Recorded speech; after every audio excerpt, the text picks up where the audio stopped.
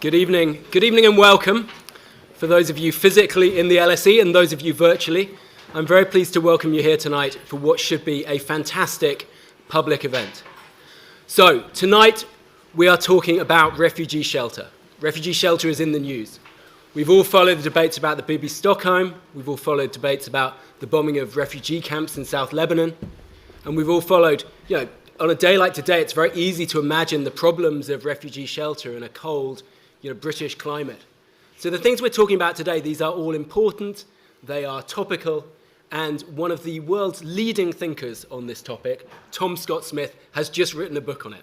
So I'm delighted to welcome him today to talk about his new book, Fragments of Home, Refugee Housing, Humanitarian Design, and the Politics of Shelter. So Tom is the director of Oxford's Refugee Studies Centre. He's also an associate professor of forced migration and refugee studies. He holds other positions, other important positions. He is an AHRC BBC New Generation thinker, and his last book won prizes. So we're very pleased to welcome him today to speak about his new one. Joining us with Tom, we have Mifamwy James. Mifamwy is a rising star of the LSE. She is an assistant professor in international development and humanitarian emergencies. Her work focuses on the Democratic Republic of the Congo. And she did her PhD at the University of Oxford, where she studied with Tom. And as a result of this, I'm going to ask you to get your own back for all those nasty supervisions, the difficult comments, the problems we've had. Now, joining us to give a practitioner perspective, I'm very pleased to welcome Nick Henderson.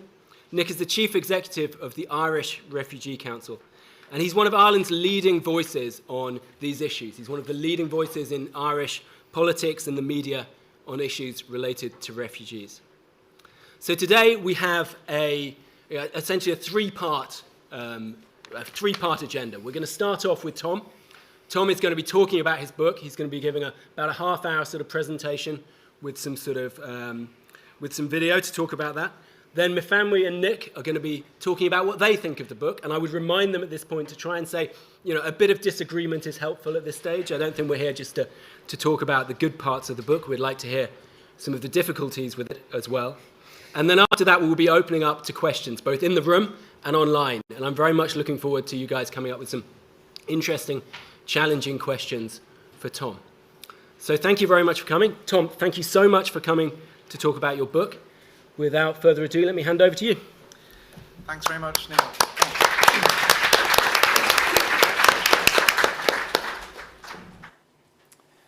Thanks very much, Neil, and it's great to be here. So, yes, I'm going to talk through the book and show a few short films that I made as part of the research as well, that hopefully will bring this topic to life.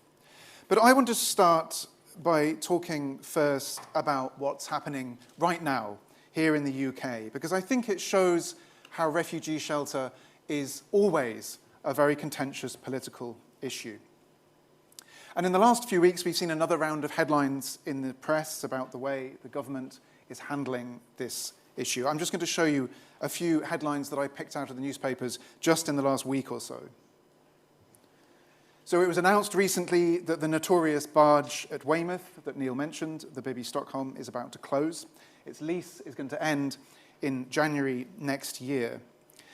Its inhabitants are being moved off the barge and into hotels, or as the Express puts it, kushti hotels. There's an awful lot of opposition, as you probably know, to the use of hotels for asylum seekers. The Telegraph, just the other week, reported that Labour have promised to close these, but of course the Guardian have been saying that the government have also pointed out that the system would descend into chaos without them. There are just too many people who need shelter, and seemingly there are very few other options. Meanwhile, the cost of these hotels has also been in the news. This independent headline is reporting on an IPPR report that found that the bill for supporting each asylum seeker rose from an average of £17,000 per person in 2019 to £41,000 per person today. So that's about £140 per person on accommodation per night. And this amounts to over 4 billion of public funds, which I'll remind you come from the international aid budget. It makes up about a quarter of all the money that's spent on aid. And then we've had the recent stories about where this money is going, because much of this money is going into the hands of private companies. So here we have the Daily Mail reporting on how the owner of one of these companies, Graham King, or the migrant hotel king, as they call him, have seen his profits go up by millions, so much that he's now on the Sunday Times rich list, and the Mail describe him, as you see, as the first immigration industry billionaire. So those are 7 headlines from 7 newspapers, all in recent days. And they show how hard it is to provide refugee accommodation in this particular political climate in the UK. But in this presentation, I wanted to take a step back and talk about some work that I actually began a decade ago. It examined how different countries handled the enormous refugee flows that began in 2015, the so-called summer of migration through Europe. Now, this crisis was far bigger than the one we have now in Britain. Germany alone had over 1 million applications for asylum in 2015 and 2016. And I think this really puts into perspective the tens of thousands of people that we're talking about accommodating here in Britain. But it was the scale of that situation, in part, that led me to launch this project into shelter, and which finally led to this book, Fragments of Home, which I'm introducing to you tonight. Now, when I wrote this book, I wanted to ask 3 fundamental questions that I was asking that summer in 2015. Firstly, how were refugees being accommodated in different countries in Europe and the Middle East in the months and years following that crisis? Secondly, what was working, what wasn't working, and why? And here I was interested in particular in the role of architecture in design in coming up with solutions. And finally, I had something conceptual in mind when I was writing this book, which is to ask, what actually is basic shelter in the end? What are the most important components of this human need that we all share? If the asylum hotels are cushy, as the Express would have it, how do we define what is essential and the standard beneath which no human should be allowed to sink? Now, in the early days of this project, I mapped out the various ways that people were finding shelter. And I want to show you some photos that my colleague and I took over the course of that first year, which I think really illustrates the diversity of this topic. So we saw a lot of self-built shelters, particularly in those early days, shelters made from wood and tarpaulin, like here. This is in the Calais jungle, where the image from the front cover of my book was taken. This photo is of another self-built shelter, this time in the Bekaa Valley in Lebanon. A bit more permanent this time. The floors built up with stones and the roofs weighed down with tires, as you can see. We also saw a lot of shipping containers being used as shelter, stark cuboids of steel adapted for use primarily in refugee camps. Here we see them in Calais again, in long lines, all stacked up and numbered. Here they are in Jordan in a slightly different form, after they'd been painted and ripped apart and rearranged around a courtyard shape, a satellite dish, as you can see, installed on the roof. We also saw lots of vast institutional dormitories set up in empty or abandoned buildings. So this one is in a hangar at Tempelhof Airport in Berlin. You can see the open chipboard boxes that stand in for bedrooms at the bottom, and you can see the iron roof high above. This is another abandoned building, a shopping mall near Tripoli in Lebanon. Again, it was filled with refugees. Each shop front was rented by a family. You can see their washing hanging there from the walkways. And then there were thousands of seemingly innovative new designs for refugee shelter, like this one, the flat-packed shelter in a box that was funded by the IKEA Foundation. Or this one, a vast inflatable shelter pressurized with a current of air and erected in no time. This particular example was on the tarmac of an old station car park in northern Paris, but there were others too in other places in Europe. Now, this interest in design was a particularly striking feature of that summer. In fact, there were so many ideas being written up and sent off to aid agencies that some of my contacts in the humanitarian sector began speaking of all the shelter spam that they received. unsolicited emails from well-meaning designers who thought they had found the solution to this problem. Their ideas included pop-up shelters that could be dropped from an aircraft, clothing that could be worn as you walked through the Balkans and that then transformed into tents, units that stacked together like styrofoam cups, and even ideas to reclaim whole islands from the Mediterranean Sea. So after mapping out these different options, I chose 7 projects to look at in more detail. And they became the 7 chapters of my book. Here they are. This is the contents page. Each chapter looks at a different kind of refugee shelter in detail, and each of these examples was in a different country. But they all showed how ideas of shelter, in practice, when rolled out by governments and humanitarians, tended to focus on slightly different things. Some focused very much on the aesthetics, some focused on articulating a list of basics, others presented shelter as a matter of politics, and so on and so forth. Now, I'm going to go through these chapters very briefly, but first I just wanted to say a few words about my choice of title for the book, Fragments of Home. Because my central argument in this book is that refugee shelter is contentious because we expect so many different things from it. If you try and think about how to define the basic need for shelter, it's always slipping away. We could just think of it as a roof to keep off the rain, a piece of canvas like this, which might be useful for a few nights, but it's obviously not enough in the longer term. It seems clear that we need shelter to do other things for us. We need it to provide privacy, a lockable door. We need it to keep warm. It needs insulation. We need to have enough space so that we're not crammed together with other people like sardines in a tin.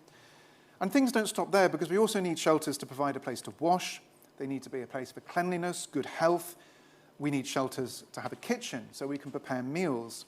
Then it gets us into the need for community, because people expect to host others in their shelters. They expect to have a social life, quite rightly. And eventually they need to be close to jobs so they can make a living, to schools so their children can be educated. And, of course, there's also a cultural and aesthetic dimension to shelter.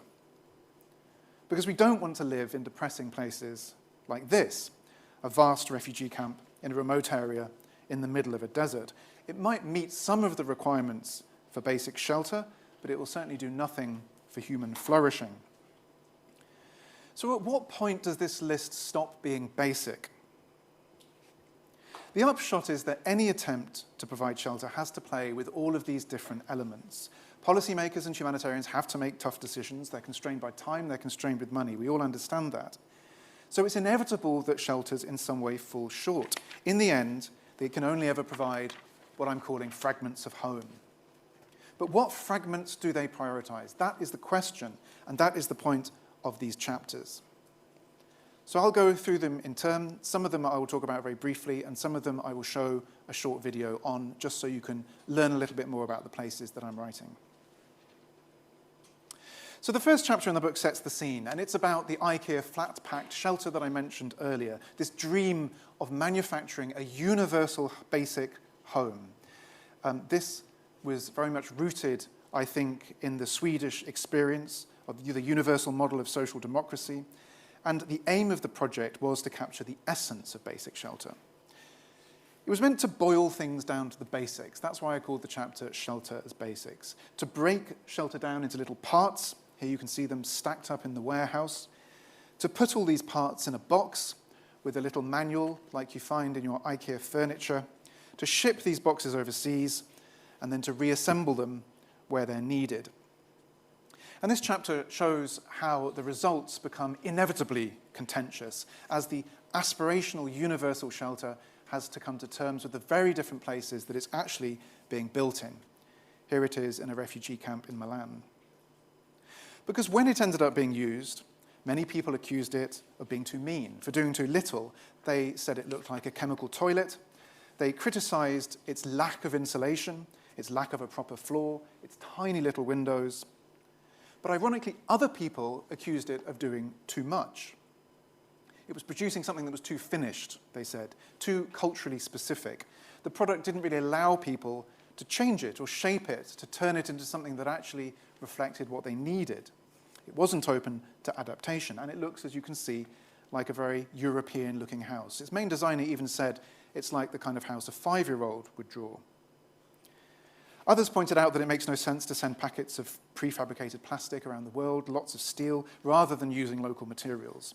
So the first chapter is designed to set the scene and show that any attempt to boil things down to the basics will end up falling apart when faced with very different conditions in reality. It points out that shelter is always contextual, and I argue in that chapter that the universal basic shelter cannot ever really exist.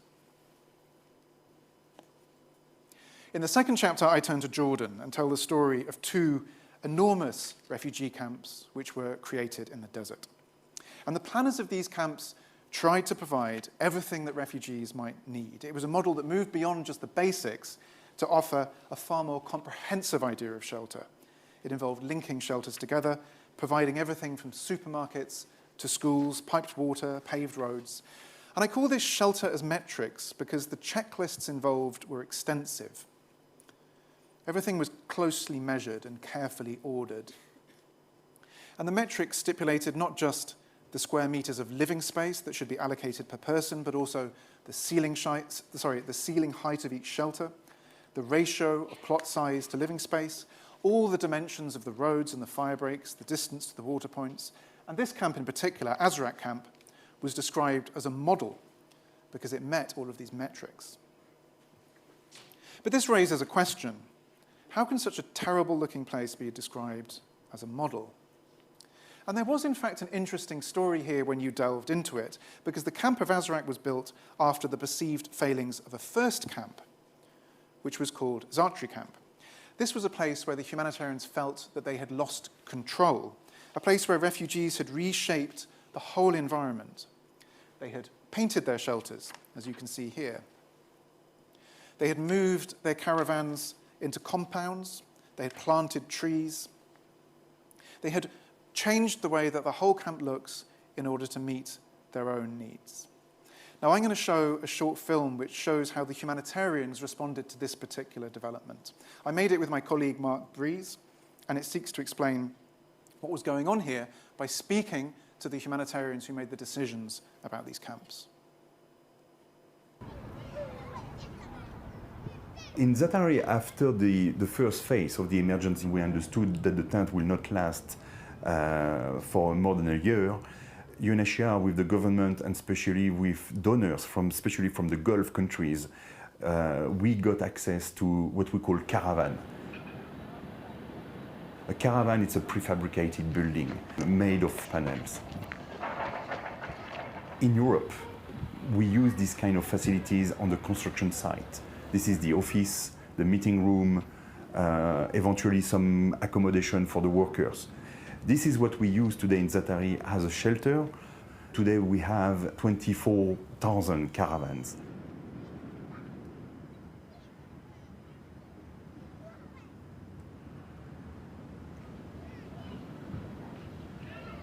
Zaatari is wonderful because you can talk about how people changed the way that the whole camp layout was planned so that it fits their own needs, which is ultimately what any person working on shelter would want.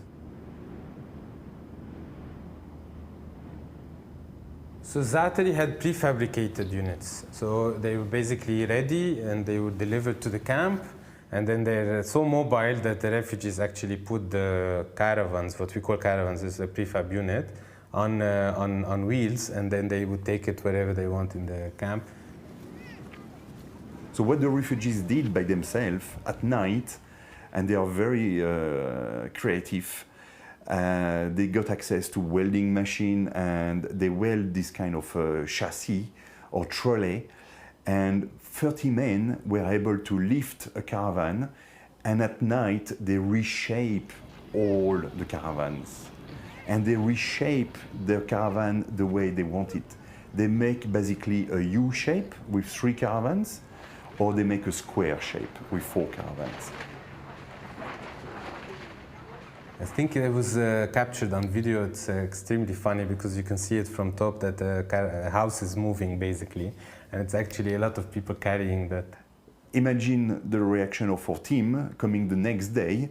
We're basically in this huge surface area, their either tent or caravan disappeared.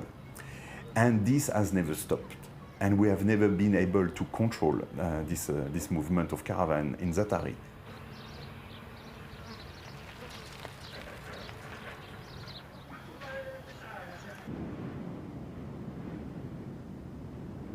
After a couple of years of the existence of Zaatari, we understood the lesson learned of this camp. And it was the wish of the government to establish a new camp. And this has been the camp of Azraq. The idea of Azraq was to basically repeat Zaatari, but in a more controlled way. The main experience in Zaatari was the disorganization, because people were just coming in large numbers and we weren't able to accommodate them properly, or let's say plan their settlement in a sense. And we couldn't keep track of the movement of people inside the camp because people were actually moving their prefabs. In Azraq, it's a bit of a rigid grid, but basically the idea was to allow the people to have space for their own activities.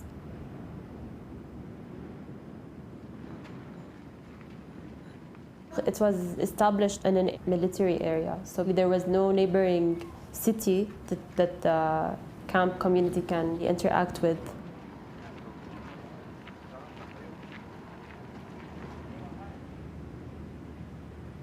The population today in Azraq, it's about 40,000 people, half of Zaatari.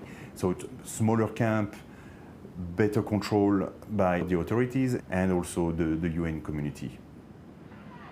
If the market has been developed by the refugees themselves in Zaatari, the market in Azraq has been controlled and incorporated in the urban plan. In the camps, you will find supermarkets. To avoid any duplication and fraud, we use the iSkin system for payment. So when it comes to pay at the cashier, we scan the eye of the beneficiary, so the amount of the expenses is directly linked to his file.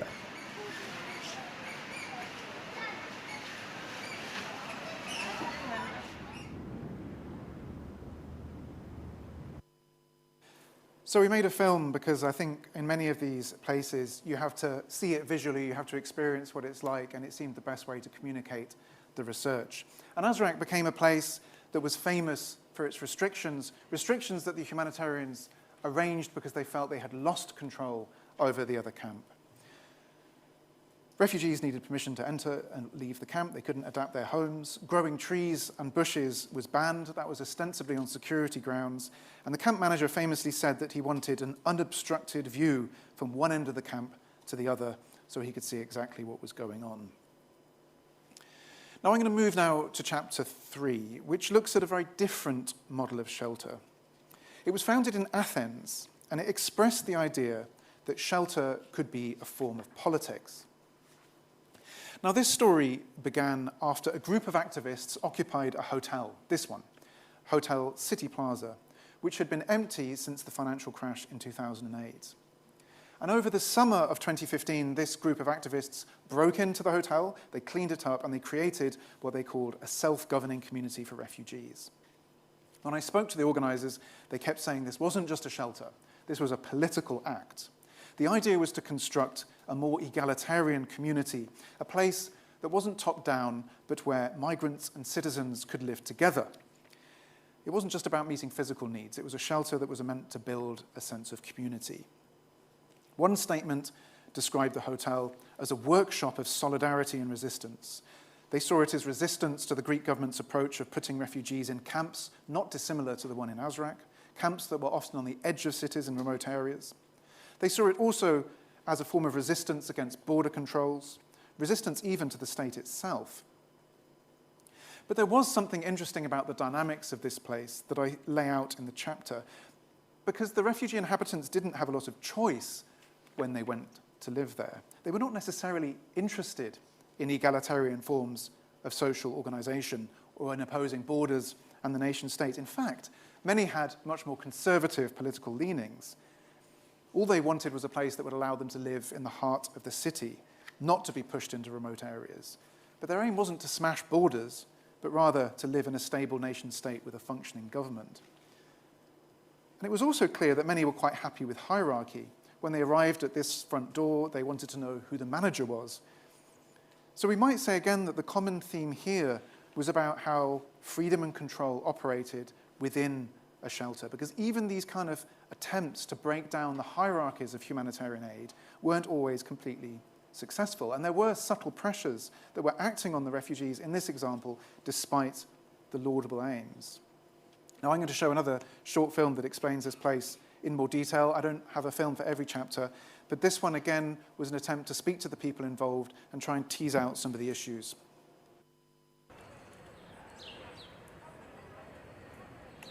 When people started arriving in Athens, again, political activists, mainly political activists, or activists from the pro-refugees movement, tried to organize structures.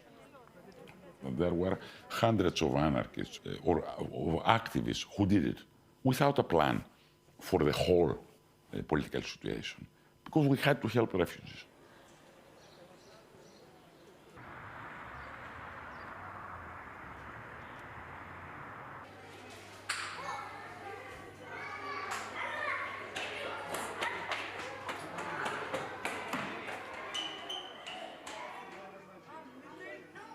For us, City Plaza is not only a building, it's a space, it's an idea.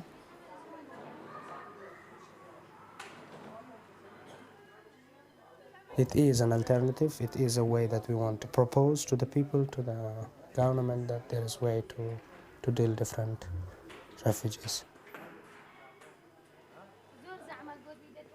The residents that they're living here, they're responsible of daily life here. The main idea behind City Plaza is self-organization. You have to participate because otherwise it will not work. It can be a fun, it can be a political idea, it can be a lot of other things. It's a place that we try to build a community.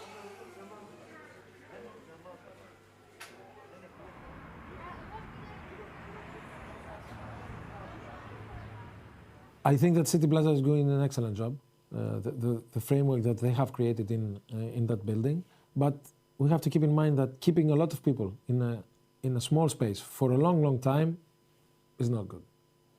By any definition. Look at prisons, look at small and crowded neighborhoods or areas or houses, etc. It's never a good thing. It has to be short term.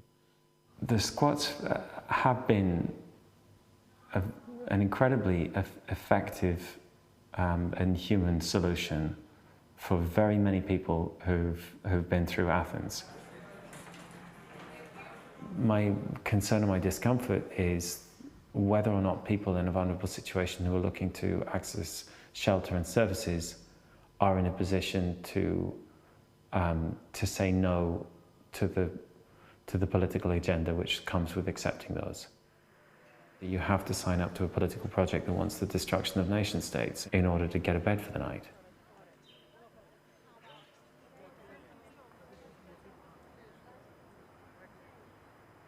I know that some of the squats dream of the revolution, if I may say so. So basically using this reality and using people, basically, to create the conditions for a reaction. So I can understand that. I know that.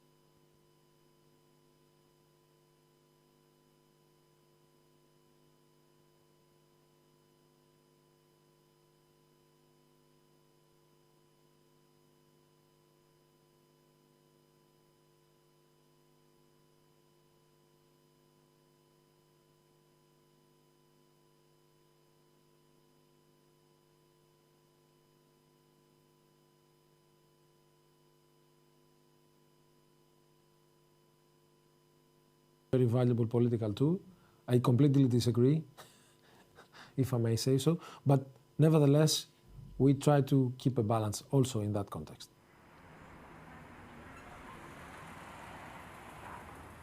As much as I think there's a lot of lessons to be learned from squats, I also think that they're not necessarily the best practice. They might be really well run, they might have great community, but in terms of sustainability, we can't endorse something that has a chance of shutting down at any point.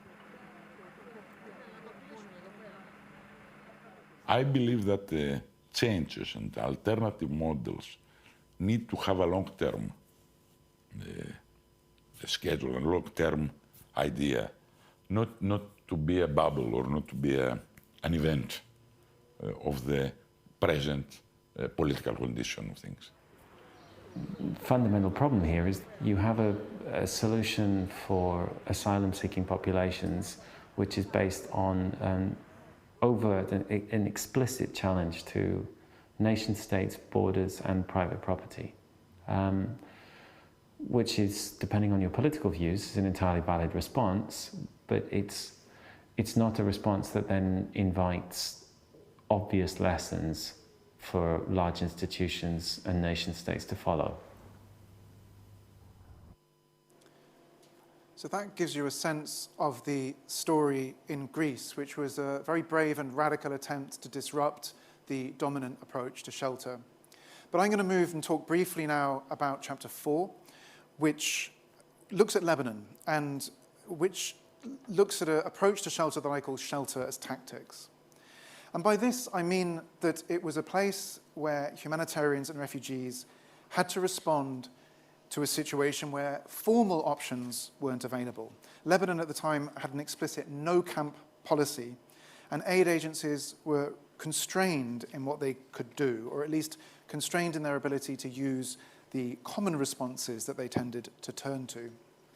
As a result, forced migrants ended up living in a lot of very terrible improvised buildings scattered around the country, and they were some of the worst of all the shelters and camps that I went to as part of this research. They included old factories, chicken farms, warehouses like this one, the empty shopping mall I showed you earlier. There were also a great deal of informal settlements made from cheap building materials. You can see in this photo how some shelters were constructed from old advertising hoardings which were wrapped around the frame. The juxtaposition here between the aspirations of mass consumerism and the poverty of displacement, I think, is particularly stark. And in this chapter, I tell the story of how refugees and humanitarians had to find different ways around these restrictions. And the result was nothing that could be called a strategic vision of shelter, because we were left with shelter as a form of tactics. But this brings me to chapter 5, which I'm going to show the last section of film on.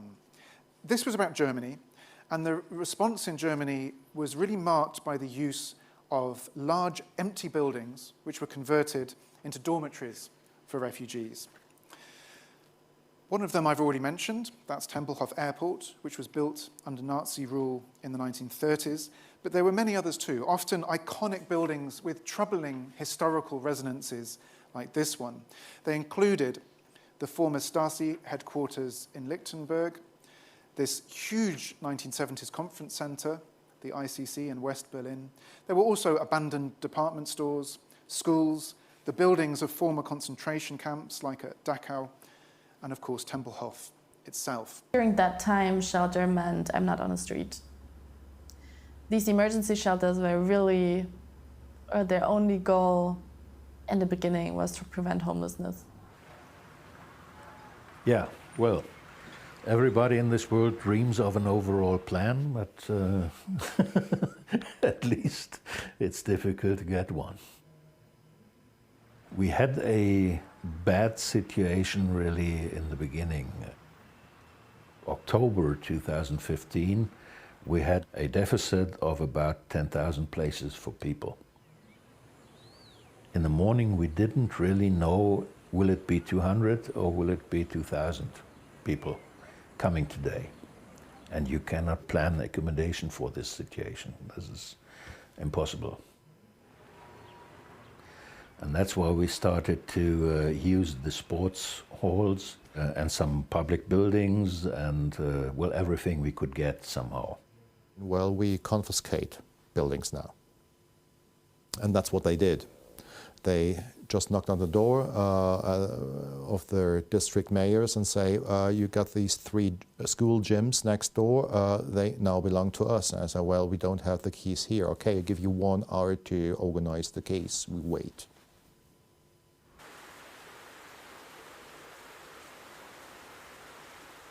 Tempelhof Airport was closed in 2008. And there was a big discussion going on, still going on, about how to use this building. And so we decided, okay, there is 7 empty hangars. We tried to build in refugee accommodation. It was always clear that they would want to use it because obviously it's a lot, I don't know, through governmental eyes is probably a lot of space. I remember when I first entered this hangar, I don't know, through this like massive metal door, and you just entered. Obviously, it's huge because it's a garage for airplanes. And yeah, it's just like this massive industrial hall with very bad light. We were running out of beds, and it was simply not possible to call anybody saying, well, would you sell us beds? How many do you need? And 1,000. What do you mean 1,000? Yeah, we need 1,000 beds and we need them tomorrow. I remember that situation when we got a lorry full of beds, and some that guy wanted to have cash, so we had to organize cash to pay the Dutch guy to buy the beds to put them into Tempelhof. Incredible. So, yeah. Funny situations.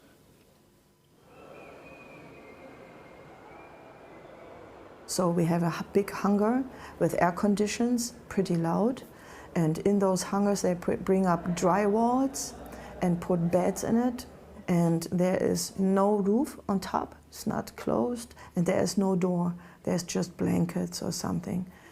500 people in one room, no roof above them. You always had a noisy atmosphere there. Even if people were not talking in a loud voice, but nearly whispering, but you always had this sound of many, many people doing whatever people do. 50 people have a cough, 30 people have sex, 20 people snore, 2 children are running around the whole night. You cannot really sleep there.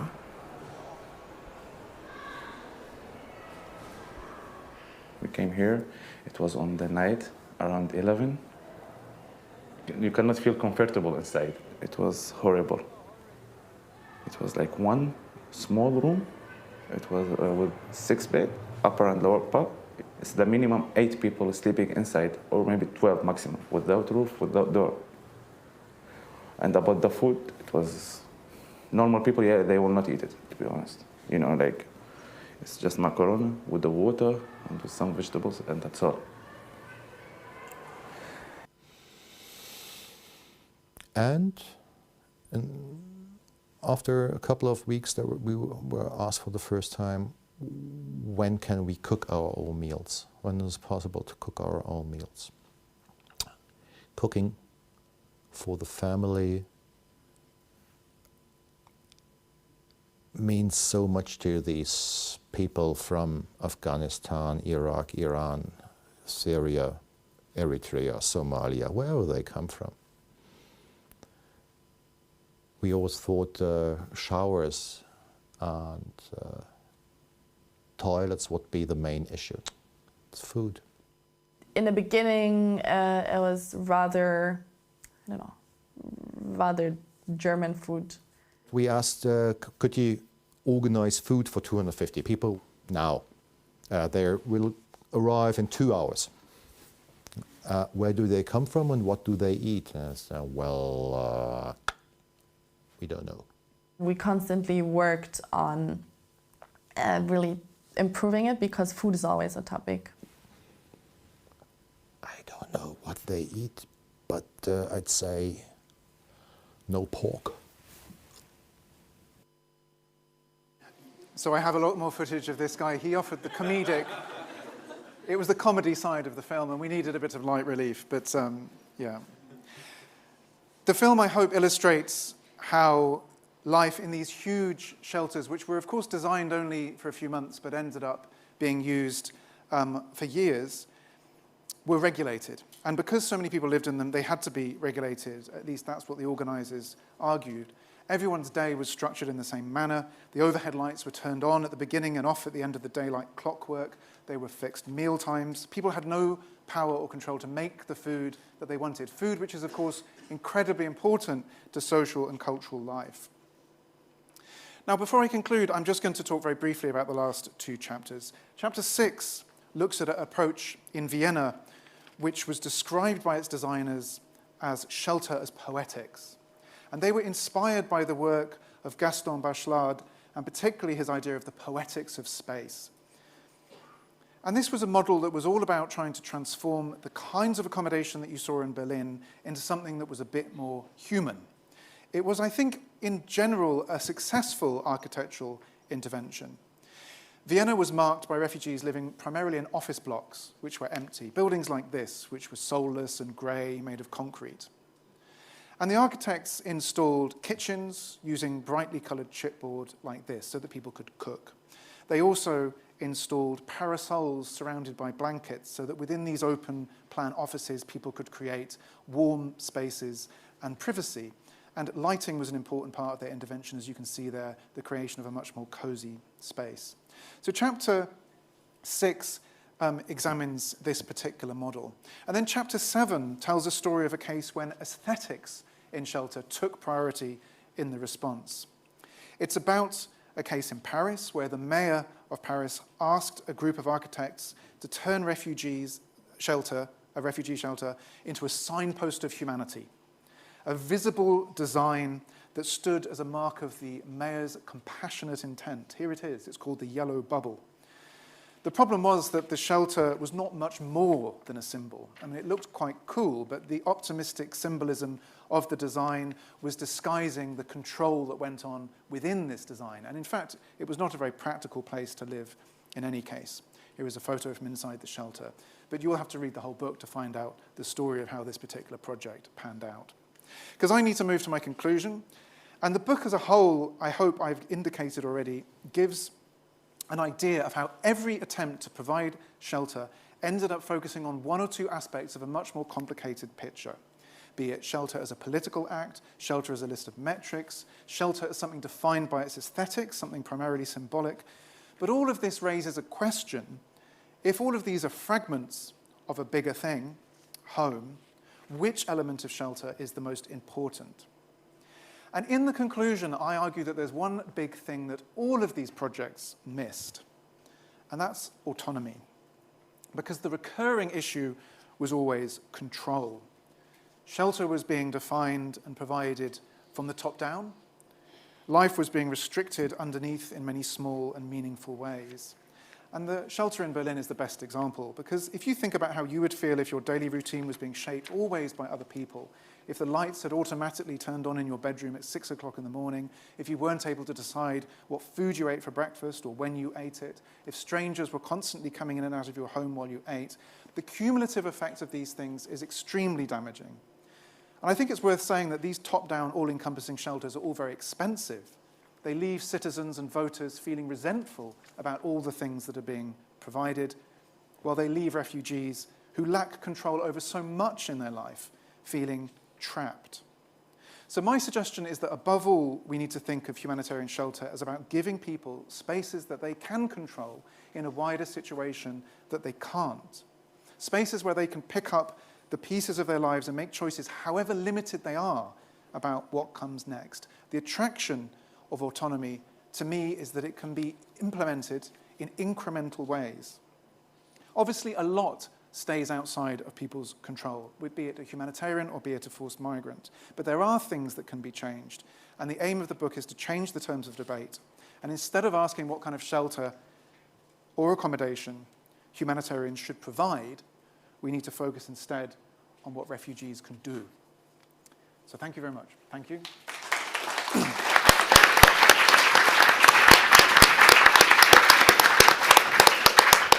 So that was wonderful, and I'm pleased you got a teaser in there for Chapter 7. I can't wait. Mifanwi, I'm going to ask you to respond first of all, please. Great. Thank you so much. This was genuinely a pleasure to read. For those of you who haven't read it, I really recommend it. This is proof you can write an academic book and it can be readable. It's really beautifully written, so congratulations. It really shifted how I thought about shelter. As Tom's outlined, these kind of 7 fragments, these 7 very different case studies, really delve into shelter as a social material practice, but also as a philosophical idea. And I think that's the real strength of the book. It combines this empirical detail and that kind of ethnographic focus with some really deep thinking about what does this tell us, not only about shelter, but also about emergencies and about the inherent kind of paternalism of humanitarian response. It made me also think a lot about displacement and how it's not just about mobility. I think your book does a lot to reframe displacement as about a loss of autonomy and a loss of entitlements. I think that's really worthwhile. And I think a real strength of the book, even if shelter isn't a kind of topic that you have thought before that you were very interested in, is that it also provides a kind of fresh insight on the big questions about humanitarianism. So first of all, as we've heard, in particular through some of those videos, thinking about power, thinking about paternalism, and also thinking about that thorny and inevitable entanglement with politics. So I was given the brief of trying to kind of critique the book, trying not to just kind of talk about everything I agreed with, or that would be quite a long intervention. So I'm going to focus on the conclusion and this big idea about autonomy. Because I think in this book you try and do something brave. You don't just deconstruct and point out what's kind of wrong with existing approaches. You also try and suggest how we might rethink them and how we might do that theoretically also from within the academy. So the main argument then is that to overcome the kind of paternalism, the top-down control that's embedded in all these very different types of shelter, the answer is autonomy, the control over the small things, and really giving refugees a say over daily issues. So I wanted to ask 3 questions in relation to that argument. The first one is about the interesting difference between autonomy and participation.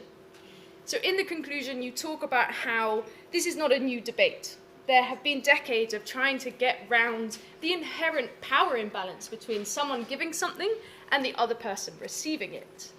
And you kind of go through the old debate about participation and say autonomy is different, because whereas participation is consultation, autonomy would mean real decision-making power from the beginning. So I wanted to hear a little bit more about that, because the thing about participation is that at the beginning, it was also envisaged to be something more radical than it turned out to be. And in reality, I think humanitarians found that they were constrained. There were lots of limitations politically about the extent to which they could provide exactly the kind of choice and meaningful kind of autonomy you describe. So that's my first kind of question. Is it possible to give meaningful choice and freedom from coercion? Can humanitarians create a space from that in a broader political kind of environment? And are humanitarians part of the problem? Are they part of those kind of coercive elements? And I think that some of that comes out very clearly in the film. The second question is about states. We know that even if humanitarians had all of the kind of best intentions and a lot of power, they are contending with state interests, and in particular the kind of interests of host governments when thinking about shelter. So to what extent is your argument about autonomy politically sellable or palatable to kind of the host governments or powerful states who have so much power over shelter? And the final question then is about how this idea of autonomy fits into debates about localization and kind of more expansive ideas of how to reform aid. Here I'm thinking about some conversations I recently had with Congolese humanitarians and Congolese NGOs in Eastern DRC where I work. And in their critiques of responses to forced displacement, in particular in the outskirts of Goma, where there are currently a great deal of displaced people living in terrible tent-like structures, they also called for what the sort of dynamics you're talking about. Autonomy for displaced people to make their own decisions about where to go and how to be sheltered, but also autonomy for local responders. And so I was wondering, how does this idea of autonomy fit into debates about localization? And is autonomy over those kind of daily elements that you describe really enough? Do you want to come back to those now? Or? I can do, yes. Yeah. I mean, they're great points, and thank you very much for them all. I mean, I think that the first thing I would say is that I do recognize immediately that autonomy is not the perfect, all-encompassing concept that's going to provide all the solutions. I mean, it's a pragmatic principle that I think will help. And I chose it not just rather than participation, which, as you say, I point out in the book, is too piecemeal, it's too procedural, it tends to get reduced to just a tick box exercise, a single moment. So autonomy certainly is a thicker concept, it's more substantial. So I'm choosing it for that reason. But I'm also choosing it in contrast to freedom, which is too big a concept, and it's too ideological, and it's too weighted, and it's too wide.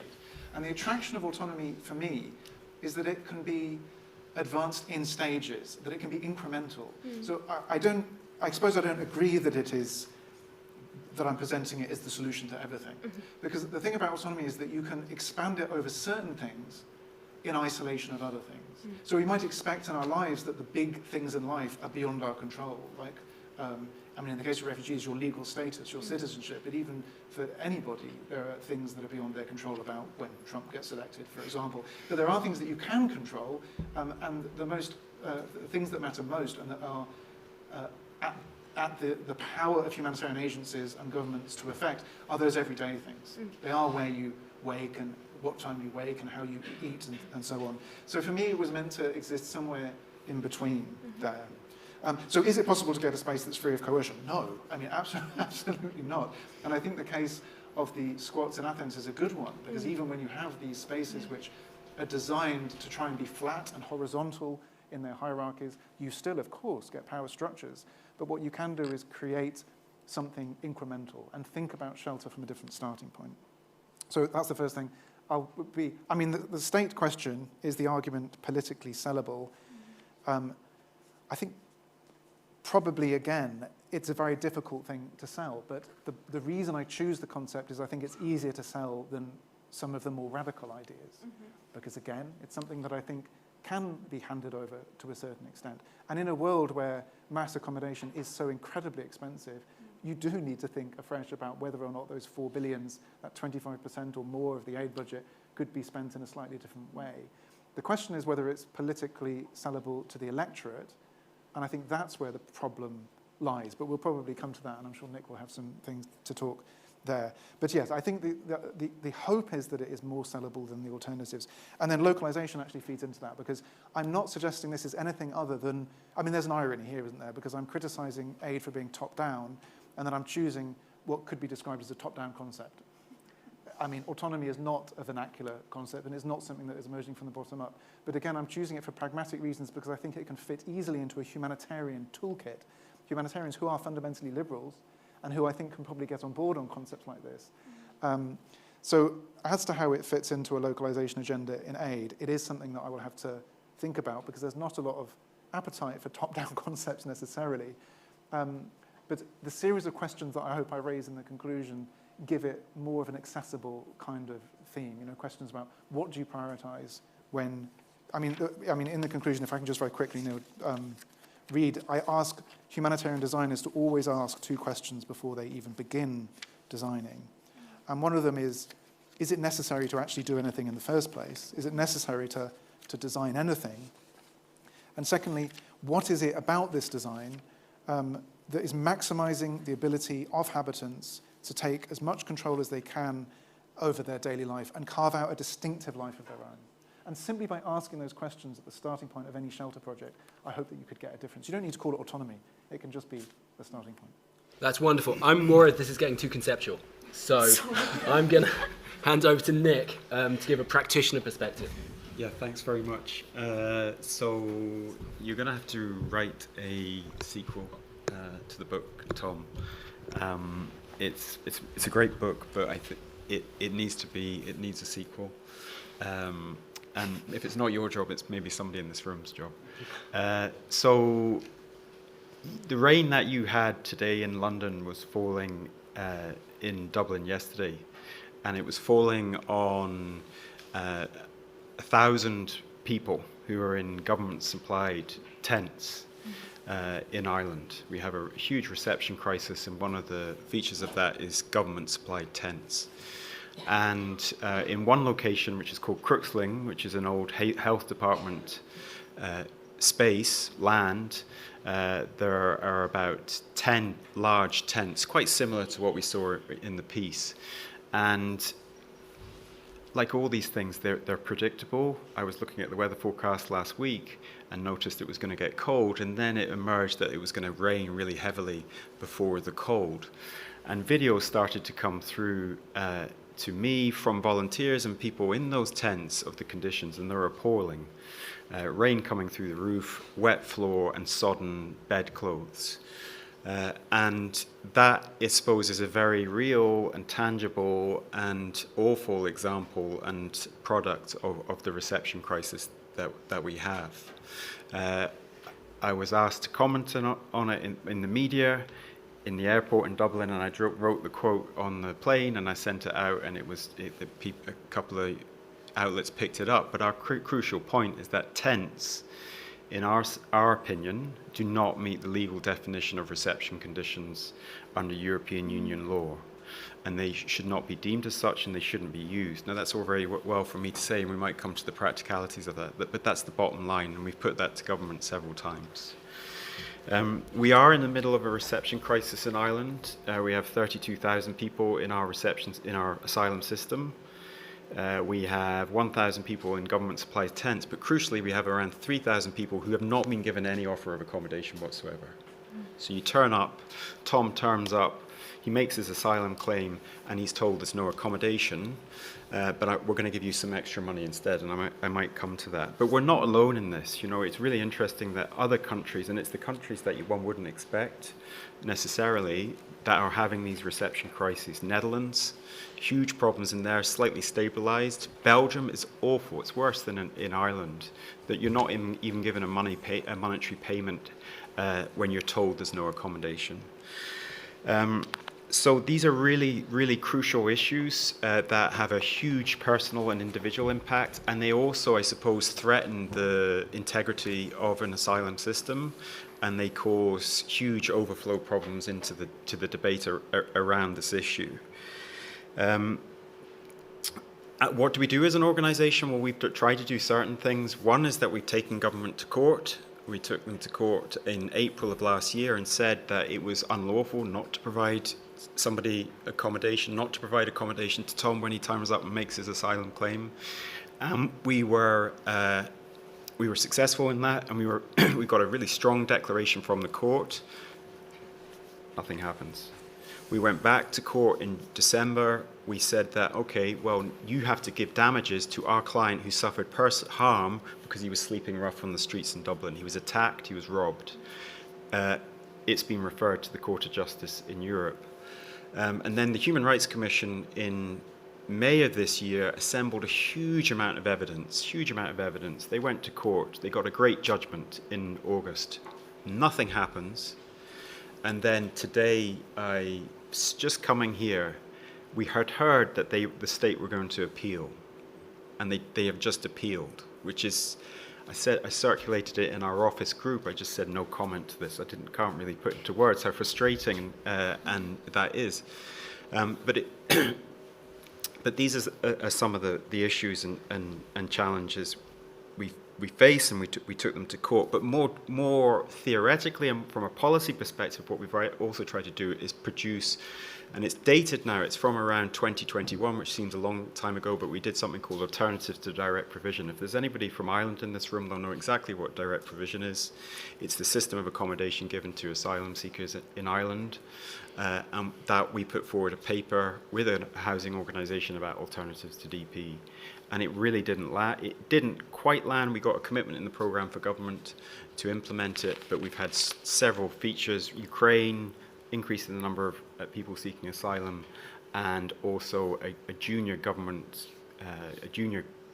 coalition member tasked with this issue, and it's just fallen away. So we are in, it's a very difficult situation. It causes a huge personal impact, as I say. We've been through a lot of the things that Tom's shown. We've been through hotels, emergency accommodation, office blocks, converted buildings, then tents, and now we're at nothing. So in terms of Tom's, in terms of the book, there's a few things and points I'd make.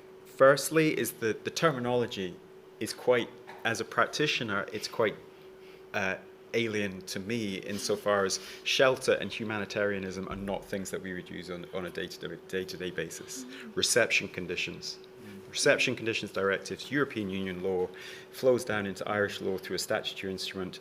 That's what we go on about. And you could ask somebody in our office and they'd say, what does Article 8 say? Or Article 5, and they'd probably know it. It's what we have. These shelter and humanitarianism are not terms that we would immediately use, and that's partly because it's a government process. It's a government obligation to provide accommodation.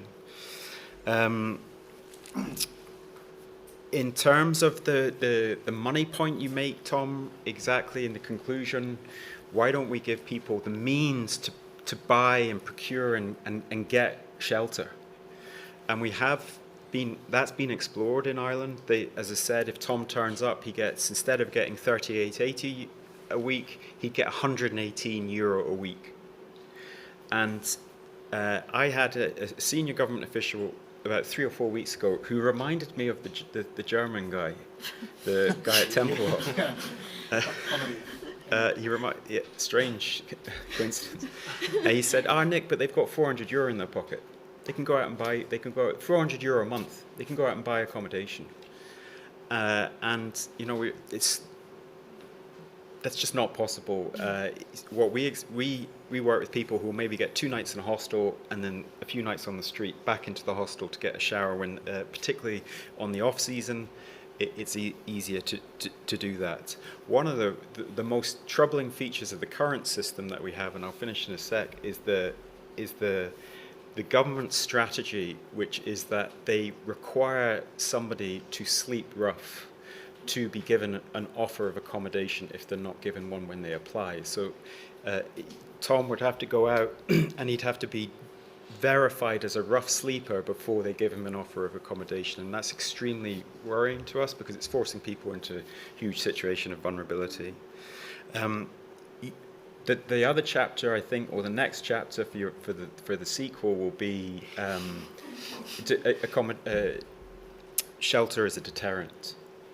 Yeah, you know, that the idea that governments, and we put it to the Irish government, that we think that what you're doing is a deterrent. They would deny it, but it's pretty clear that they're making statements, maybe partly subconsciously, but they're making statements around you shouldn't come to Ireland because if you do, you'll be on the street. Finally, the point around don't build, we would be saying always build and build on state land. Produce accommodation that doesn't draw away supply from the mainstream population to avoid perceptions of queue jumping. And we tried to explore that in different ways, but ultimately it's around building, we think, which is a bit of a simplistic and crude response, but that's what we'd be talking about most. Yeah. That's wonderful stuff. Tom, can I get you to briefly respond? Just particularly, I'm quite taken by this point that shelter might be a deterrent as well. Yes, I mean, by shelter is a deterrent. I think there's no doubt about it. But the thing that would cut across my response to all 4 of those points is that I'm approaching this topic as a scholar of humanitarianism and as an anthropologist who looks at humanitarians and why they make the decisions that they do. And what was interesting to me about the story of refugee shelter in 2015 was that it was 2 worlds colliding. It was the world, as you say, of EU law and reception conditions and a very systematic approach to this issue, confronting an emergency where humanitarians have actually very different conceptions of shelter and very different approaches that go in. And it was interesting to me that the Berlin office were reading the humanitarian handbooks that were designed, with a refugee camp, they even said it themselves, with a refugee camp in Africa in mind when they do it. And the people in Greece were complaining that the humanitarians were coming in and acting like colonials on the islands, to which the response is, well, it's coming home to a certain extent, because that's always the way that humanitarians will operate, with a particular kind of colonial mentality. So it was two worlds colliding. On the issue of money, I think everything you say is fascinating there, but I would say that €118 per week is a long way from £140 per person per night, which is being spent on hotels. So the astonishing thing is, there is a better use of that money, and it is almost certainly putting it in the pockets of people who can then make their own decisions. Because my argument about autonomy isn't just that it's intrinsically important to give people the ability to shape their own life and determine their course, because that involves treating them as a human, but also it's instrumentally better to get people to make the decisions about what kind of shelter is most appropriate for them. So I'm making both arguments there. And on don't build, just a quick clarification. So my argument about not building is actually not that construction is bad. It's actually, I should have rephrased it, it's don't design. It's a call against the architects and designers who came up with these utopian schemes to solve the problem and then spammed all the humanitarian aid agencies, because they were trying to solve a deeply political problem with a technical design solution and not really getting to the heart of the issue. So it wasn't necessarily don't build, so I'm not disagreeing with you there. Yeah. That's great. So I'm going to go to room for questions. I'll probably take them in threes, and I will ask as well. We will go online in the second set of questions. I'm asking for questions for Tom, but I'd also like questions for Mifamwi and Nick, and I'll get them to respond as well. And we'll start off with the one in the front row in the blue. Hi. Oh, and if I could say, introduce yourself, but no biographies, please. Sure. No life histories. Hi, my name is Anna. I'm a LSE alum, and I currently work at Refugees at Home. I have a question mainly for Tom, which is, to me, a key component of autonomy and the feeling of home means freedom of movement. With that in mind, could you share some of the perspectives on the differences in tactics and technologies in particular that you saw during your research that were used to monitor and restrict the movement of those living in these varying shelters? Great. We'll just take two more. We'll take the woman in black with the hand up, and then the gentleman in green there. Hi, I'm Gaia. I'm a journalist. On the topic of shelter as a deterrent, I was wondering whether the amount of time that people are kept in temporary accommodation is cumulative to the deterrent aspect of making the temporary shelters unappealing to people coming to seek refuge in the determined country. And if you could possibly make it especially about the UK, if you have any special knowledge about that. And are you going to quote them? Is this? Okay, just to warn you. And then it was the gentleman in green in front. Thank you. My name's Jamie.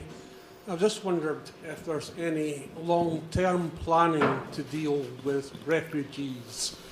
These camps that we have seen, they are sort of temporary, but the refugees are trying to make them more permanent.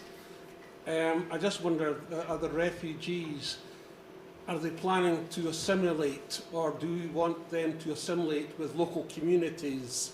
Or are they planning to eventually return home to their birth countries? And I just wondered your ideas on that, please.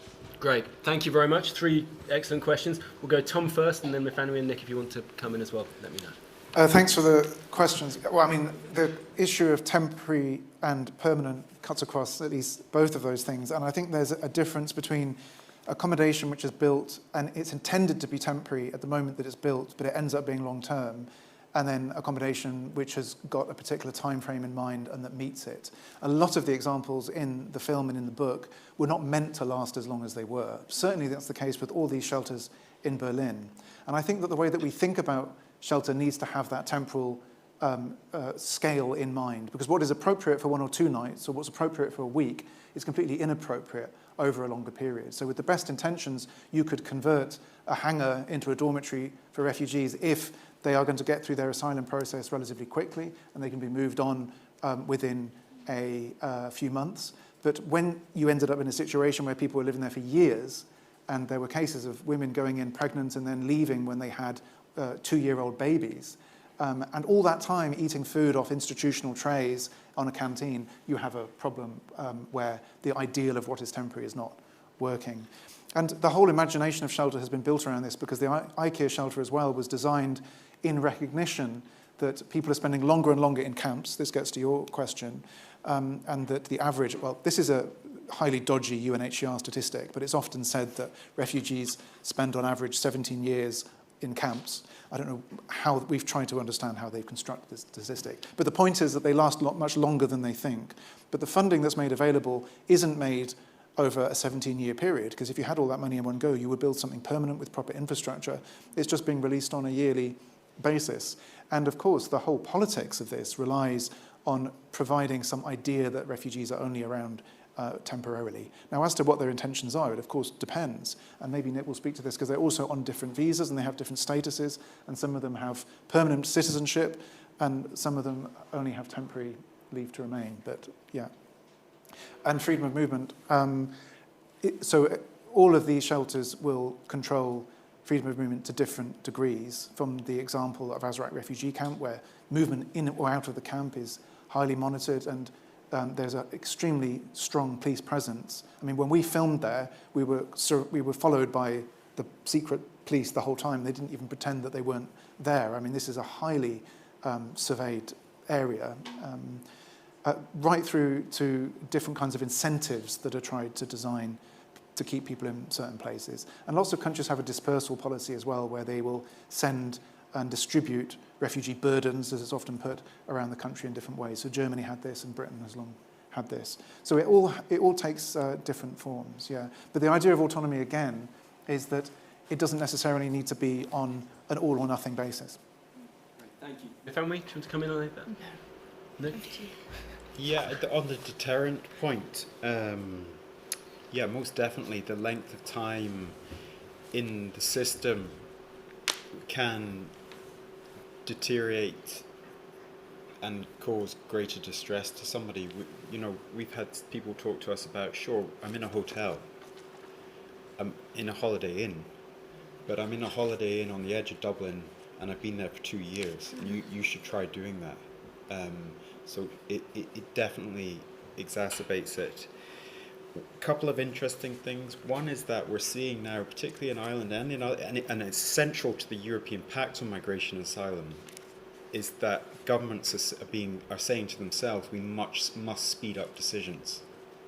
So there's this narrative emerging that, the problem is the asylum process is taking too long. And it has taken a long time. In Ireland, we did a report 3 or 4 years ago about how people were languishing for years, but you've got to be really careful for what you wish for or how you present your message, because then people can be rushed through, accelerated through a system and get a negative decision before they know it. And then finally, the point about transition. Transition, and this could be your other chapter, is transition out of the system. You know, we have 6,000 people in Ireland who have status and would be able to move on and want to move on and get out of the accommodation that they're in, but they can't because of the housing crisis. In the UK, you have 28 days, I think, to move on once you get status. 28 days to go out and find some private rented property is extremely difficult in the middle of a housing situation. So that your temporal period, your time, it extends.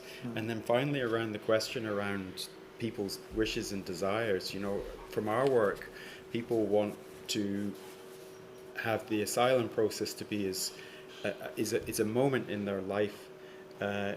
It shouldn't be longer than is necessary, and when they get status, they want to move on and become whatever they want to be and whatever their potential allows them to be.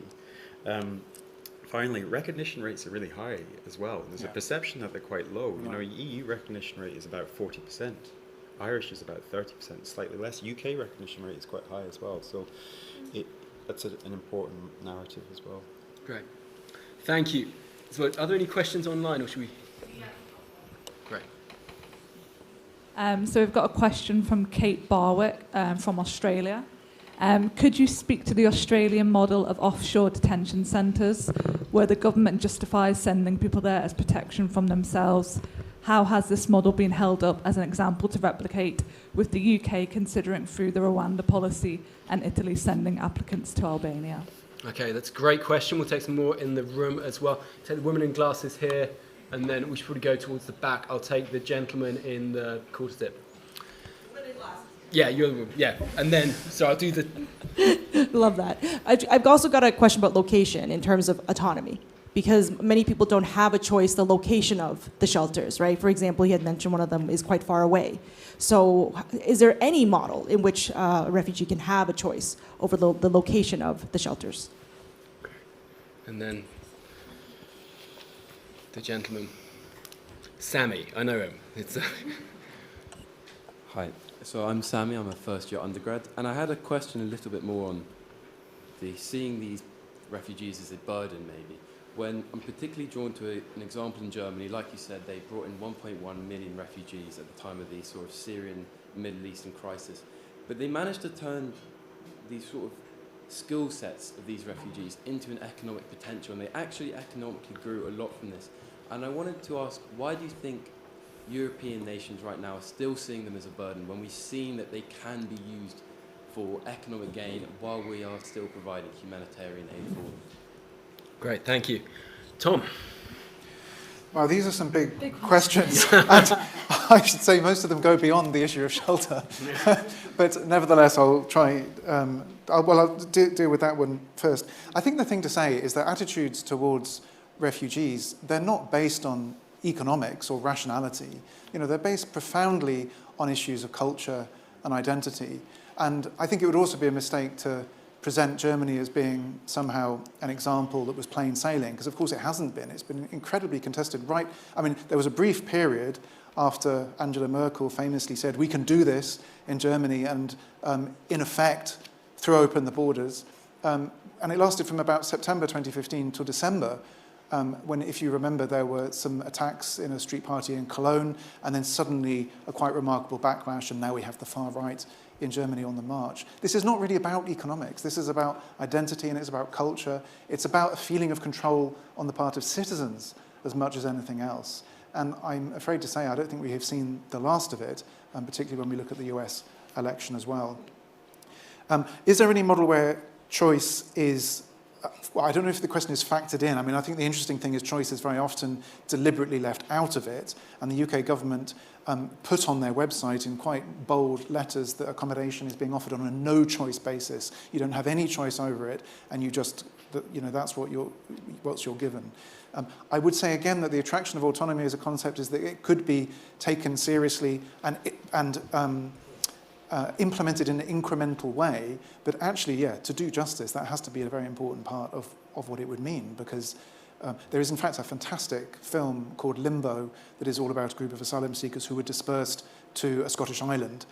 It's a really great film, actually. Not a documentary, but well worth seeing. And the question online about offshoring, the offshoring model in Australia, I mean, I'm not sure if I have anything intelligent to say about that, except that it has absolutely been used as a model. I think, sadly, because the perception is that it's been quite successful in Australia at its intended purpose, which is, of course, deterrence and non-entry and trying to prevent people from ever getting the opportunity to claim their legal rights. And it's precisely why the former Conservative government followed it up. But I'm sure Nick has some things to say on offshoring. Yeah. Nick? Yeah. The Australians have done it, and there are probably some who've done it and got away with it, but everybody in Europe, not everybody, but it's the way the wind is blowing. They passed the pact in the spring, and literally the ink was still wet, and there was around 10 member states put together a statement saying, okay, we've got the pact, but let's focus on offshoring. Italy, there was a lot of hope. I was in Brussels in September, and there was a lot of feeling that Italy had got it. They'd done it. They got the right model, and then the Italian courts brought them back, and I think it's been struck out. Keir Starmer has mentioned it. Tony Blair had a lot of emphasis on it. So it's around, and Rwanda was too wild, right? It was just too impractical to do it. They didn't. you know, if you were advising them, you'd be saying, look, this is just too wild. You need to be doing this in a more cunning way. And maybe it was more about the politics. But it's there and it's lurking and it will come back. Just on the economy point, do you know Hein de Haas? I've got his book in my bag. How migration really works? Yeah. His point is that European countries in particular have a schizophrenia about this issue, that we need migration, and we need everything that people bring, and we need it as a workforce fundamentally, but we're not prepared to, political leadership isn't prepared to explain that and defend it, and we're left with this situation that we have now. Great, let's try and stay focused on plugging Tom's book. Sorry. No. Nifamwi. I don't think I have much to add other than Rwanda was mentioned. I was in Eastern DRC this summer when the deal got kind of pulled, and I think there's really interesting work to be done there about the interests of southern states who are becoming more and more involved in kind of offshoring and externalization of borders, and an interesting kind of area of research, if possible to do, would be about how the EU border industry is creating these other kind of industries, which also have really important political ramifications for different regions, and especially in kind of the Rwanda DRC borderland. That UK-Rwanda deal was seen as absolutely explosive for kind of demonstrating the EU siding with Rwanda in what is an ongoing conflict, which the UK government had definitely not kind of bothered to consider. So I think there's some interesting afterlives even for bills that get cancelled and for kind of externalisation plans that don't go through. Yeah. Thank you. Time for another round of questions. I'll go the gentleman in the island top, followed by the woman in grey, and we'll go at the back to the woman in black. Hi, I wanted to come back to a book and ask you a question about your case studies in continental Europe. In your case studies, did you reflect and do you have a theory? What comes first? Need to provide a shelter for people who are seeking asylum, or necessity to control those people who are seeking asylum? What comes first? Are they equal, or the need of control comes first for the state bodies when they are providing the facilities to place people seeking asylum? Thank you. Great. So sort of shelter versus control then. If you pass the... So I forgot to remind you to introduce yourself briefly. Hi, Priscilla. We help people to provide shelter for refugees in asylum. Thank you. Right, my name's Priscilla. I'm a clerk at the House of Lords. I was just wondering, one of the points about the book is this criticism about these utopian designs. I was just thinking if you see any importance of having these designers challenging how humanitarian shelter is actually done. And I guess the related question is whether we can see a few of these examples as case studies of refugee resilience in the face of control. For example, thinking about how they were rearranging the containers, if we can see that as kind of refugees fighting against paternalism and control. Thank you. Okay. Thank you. And then at the back, on the end. Hi, my name is Helena. I'm an alumna of the Geography and Environment Department. Two quick questions. The first one is, considering that a majority of refugees are in low and middle income countries, how come you didn't include more of those refugee camps in your book? And the second question on the Homes for Ukrainian policy and whether that's an example of autonomy or how that fits into your structure. Great questions. Tom? Yes, great questions. Again, I'll take them in reverse order. So there were, I mean, as Nick said, there are more books there, and there were lots of examples that I didn't end up focusing on. And I think Homes for Ukraine is a very, very interesting one. I mean, obviously, it took place after I did the fieldwork for the book, but certainly that model of hosting is another approach to shelter that I didn't really write about. Your question was whether or not it does deliver autonomy. And I think what's interesting about Homes for Ukraine is that well, it fits into the category of, I'm sorry for the theory, but what academics we teach at the Refugee Study Centre a week on humanitarianism and a week on hospitality. And theories of hospitality are all about the inequality between host and guest and how that is written in to the encounter. And I think the one thing that you can say about the Homes for Ukraine scheme is that they were based on a model of hospitality. It was essentially the UK government saying, look, there's public pressure to do something more for this particular crisis, and they had strategic interests, of course, in prioritising it. So let's throw it over to the public and say, over to you. But as soon as you let somebody into your home, the theory of hospitality immediately says, even if you're being welcoming, even if you're extending hospitality, when you say my home is your home, there are, of course, implicit rules about which parts of the home you're allowed to go into and which parts of the home you're not allowed to go into. And the anthropologist Pitt Rivers said that hospitality is all about how to deal with the problem of the stranger. It's all about how to deal with the possible hostility and danger that might come with the stranger. So control is written in to hospitality, even through the act of welcoming. This is what all the theory says. So almost certainly, hosting schemes do not offer very much autonomy. And anecdotally, everybody I've spoken to who's been involved in that scheme has said that this is what the point of contention was. Because when people are living in someone else's home, where do they have the freedom to act? And where do they draw the line with their guests? Low-income countries. Now, I didn't focus on it because my initial interest was in the sense of crisis that was being reported in the media about the 2015 moment, which was very much a Europe and Middle Eastern phenomenon. And in a sense, there was already lots of literature out there about refugee camps in low-income and developing areas. But I do take your point that, in terms of numbers, a lot of this is marginal. And you might also say that a lot of the designs that I'm studying in the book are also marginal, because there are far more people who just find shelter with family or with friends, or they rent their own accommodation. That's more common than camps and all these spectacular designs and so on. That brings me to the question about whether or not there is a role for design in challenging things. I think yes. I mean, how would one not say yes? But the problem is so much design doesn't challenge. A lot of design reinforces the status quo, and then when it does challenge, it inflates the rhetoric about what it does. So there's all these events that you can go to about what design can do in the world, and all these inflated ideas about how they can solve the problems that the world faces. Because this is the Silicon Valley approach. You inflate and you build up and you get investors, and that's how you go out into the world. But the overinflation means that we lose attention on what design can't do, and very often the thing that design can't do is the most hard and important thing, which is politics, is engaging in that messy world of trying to change political culture, to change border policy, to change local attitudes. These things, I think, okay, I'm not saying design can't do it, but the way that it's presented tends to ignore that. I've said enough. Wonderful. Mefemri, do you any final reflections or answers? No? Nick? I think you've been a little bit harsh on the hosting point, and when done badly, it does exactly what you've said. But if you do have an organisation and refugees at home as I understand it, great work here.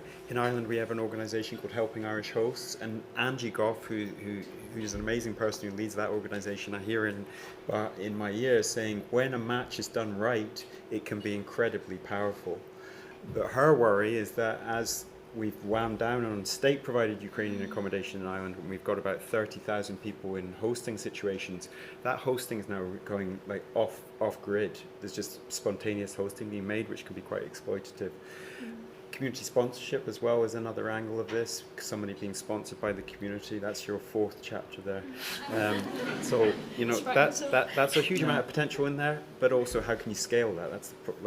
That's the challenge I see there. Wonderful. Let me bring today to a close. So look, first of all, I need to finish off by saying a few thank yous. Thank you very much to the LSE Events team for everything. Thank you. And the events team at LSE Geography and the International Inequalities Institute. I'm not going to ask you all to clap for yourselves, but thank you very much for attending, and for those of you online, you can. I'm going to finish with some good news, which is that Christmas is coming up, and Tom's book is for sale outside, and it's 10% off. And we're going to make him sign copies afterwards. So if you're around, do feel free to come and say hi and interrogate him on any of the questions. My final thank you is to our wonderful speakers. Thank you very much.